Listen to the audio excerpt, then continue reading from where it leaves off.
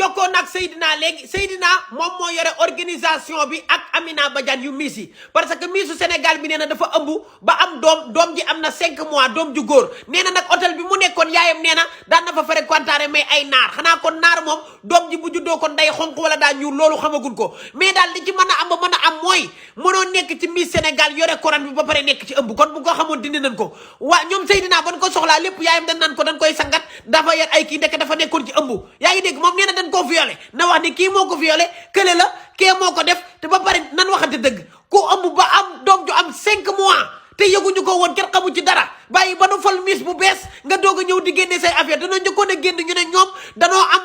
problème mu xaalis gars yi di leen tax fure tey ñu génnaan ne dafa ëmb affaire bi doy na waat te moom hôtel bi mu nekkoon jigéen la nekkaloon muy Alberta Diatta ak Amina Badiane non cas bi dina leer naññi ba xam dafa ku ko ëmbal na génneelu salaamaaleykum gars yi salaamaaleykum gars yi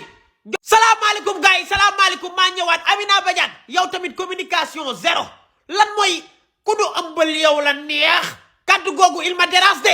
loolu bëgguma ko da ngay xam ni communiquer ok parents yi yéen a koy def di bàyyi gars yi ñuy def ay Miss Sénégal yoo xam ne pour bës kese la doo fa gañ a cottu ndayam ngeen di bàyyi seen doom yi xawlal man xam naa ay patron yu nekk Sénégal bu ma leen tuddoon yu jiite ay Miss boo bëggee doon final dem ca kaw ñu bëri nañ leen di kat faaw ñu kat la nga mën a gañe ñu bëri kat nañ leen pour ñu yéeg mën a jël couronne bi nekk première sa waay Miss Sénégal moom caga la rek moo katta ànd gel bi tamit erreur bi mu def mooy ban ko kattee la waroon a génne ne katt nan ko ëmb na pour ko joxee mu naan xanaa xam nañ ko jox mu naan mais viol boo xam ne nii katt gu yàgg la nga bàyyi ba tey nga ñëw di régler katt gi loolu mooy problème bi pour gérer kaawu katt bi day difficile parce que ba nga ko waree wax moo yàgg waaw nday asu sàll mi ngi nii yow Amina Badiane da nga koo seetaan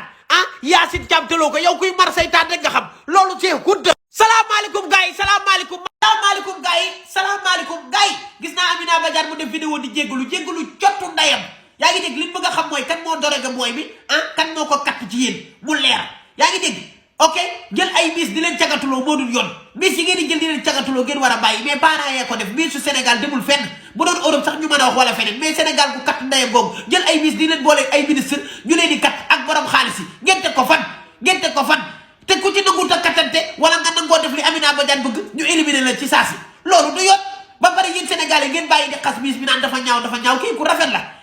dafa bel dafa mignon lu tax ngeen naan dafa ñaaw loolu tax mu ragaloon a génn wax problème am cottu ndayam nag nan teg lépp ci justice mu leer amul jéggalu de na lépp nday leer man Fatima Ndione man Adama Boss yi léegi nii maa ngi sa ginnaaw ok nan ni jënte affaire katt bi Miss bu bees bi dawal sa pooju ndey bala ñu laa kat dawal bu baax bala ñu laa kat ni ñu def ñeneen ñi noonu lan lay def yaa ngi génn ci télé yi di kontaan mais bu la nee kat di nga xam ne lépp.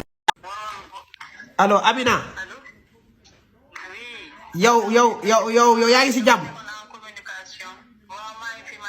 garaawul instant bi Sénégal gépp mer nan man tamit damaa mer parce que gel bi lu mu génn wax noonu nga génn yow xam nga dafa nga kiyee nga génn nga ne viol maanaam ku nu violé dalaa neex ak ku ëmbal dalaa neex loolu mooy loolu yow kàddu jigéen la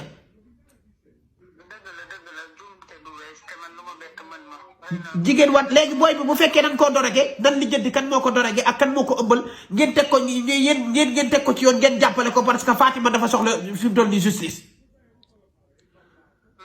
yaa ngi dégg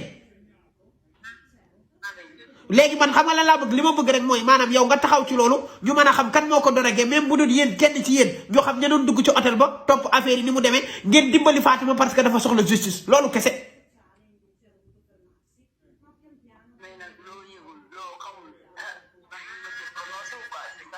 waaw mais defal loolu parce que yeneen Miss yi tamit génn nañ wax Miss yu yàgg yi tamit ñëpp génn nañ ñu daan ne dañ leen a def la même chose mais yow da ngeen di jël nga utiliser leen boo leen utiliser nga sànni la ku mënul saytaat doo ko dimbali da nga koy bàyyi dañ koy éliminer directement.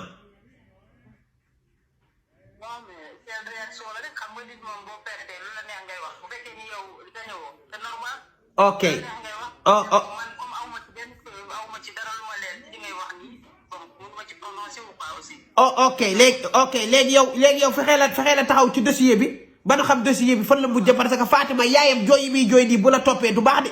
jooy yu mag du baaxul ci xale.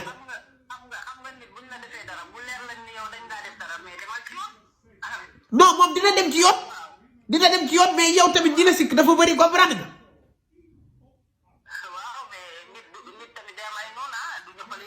waaw mais ni nga waxee communication nga mënul yow dama bëgg ngay communiquer lu baax li ngay communiquer baaxul.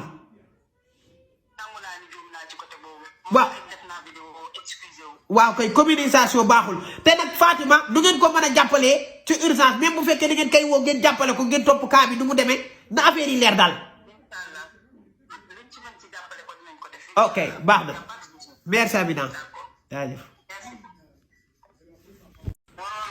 salaamaaleykum gars yi salaamaaleykum gars yi